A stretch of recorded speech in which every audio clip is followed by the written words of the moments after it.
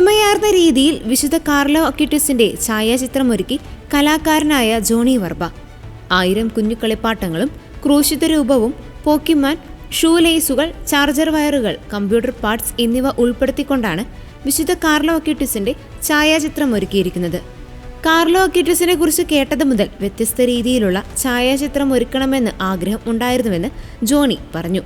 ആദ്യത്തെ മില്ലേനിയൽ വിശുദ്ധനെക്കുറിച്ച് പഠിക്കാൻ യുവജനങ്ങളെ സഹായിക്കുന്നതിനായി അക്വിറ്റസിന്റെ 2 ഛായാചിത്രങ്ങൾ തയ്യാറാക്കിയ ജോണി തികഞ്ഞൊരു കത്തോലിക്ക വിശ്വാസി കൂടിയാണ്. മുൾക്കിരീടമുള്ള യേശുവിന്റെ 2 ഛായാചിത്രങ്ങളും ജോണി നിർമ്മിച്ചിട്ടുണ്ട്.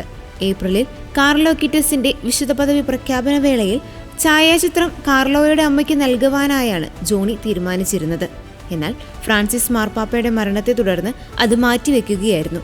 അതിനാൽ വത്തിക്കാന്റെ യുവജന കേന്ദ്രത്തിൽ ഛായാചിത്രം സ്ഥാപിച്ചു.